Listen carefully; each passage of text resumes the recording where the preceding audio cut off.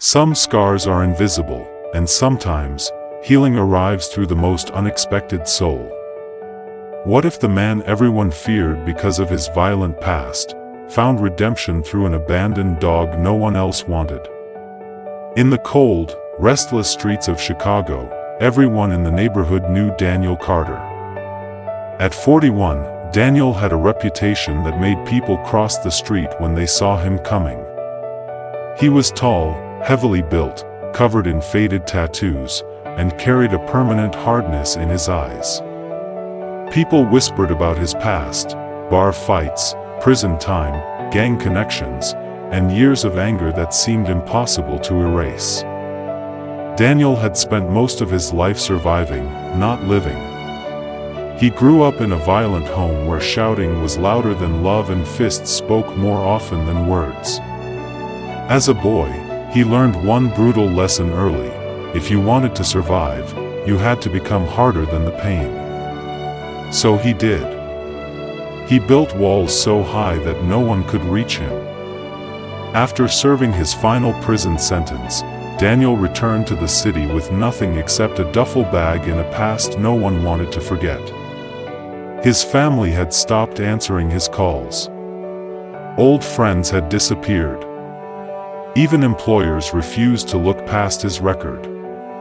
He rented a tiny apartment above an old laundromat. Every day felt identical. Wake up. Find temporary work. Come home. Sleep in silence. No plans. No dreams. No future.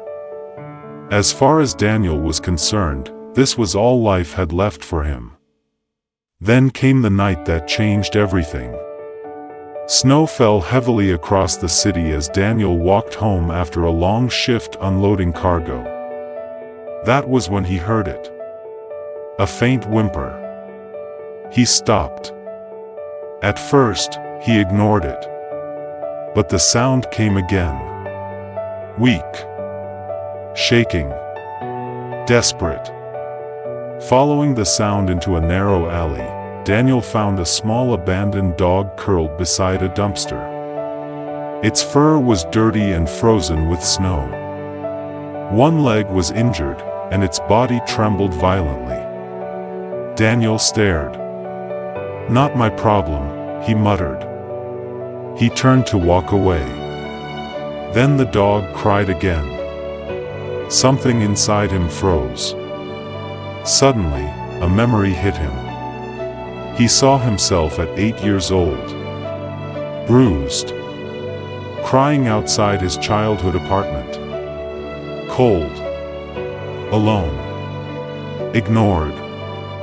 No one came. Daniel stopped walking. His jaw tightened. For several long seconds, he stood still. Then he cursed under his breath and turned back. Slowly, he knelt. The dog flinched, terrified. But Daniel carefully removed his coat and wrapped it around the trembling animal. "It's okay," he whispered. The word surprised even him. He took the dog home. He cleaned its wounds. Fed it scraps from his dinner. Stayed awake most of the night making sure it kept breathing. The next morning, Daniel expected the dog to be gone. It wasn't.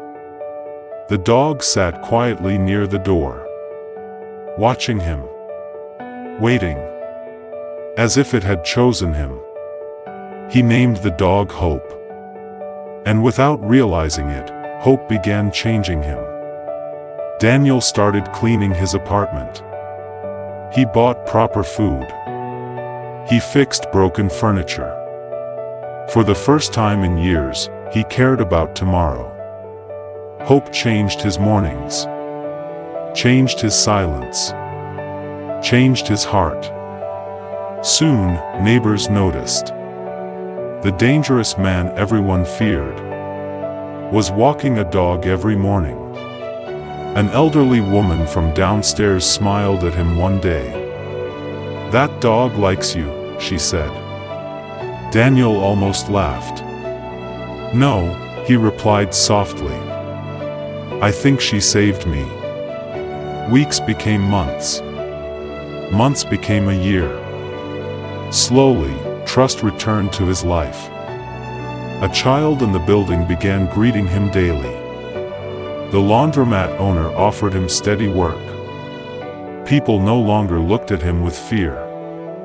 They began offering small smiles, quiet greetings, and simple kindness, things Daniel had not received in years, yet somehow had longed for deep inside.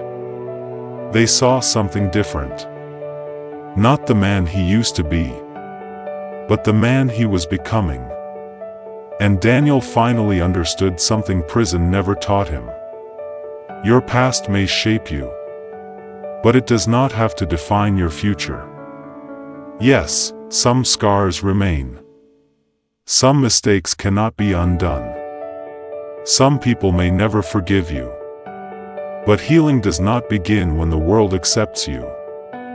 Healing begins when you accept that you still deserve another chance.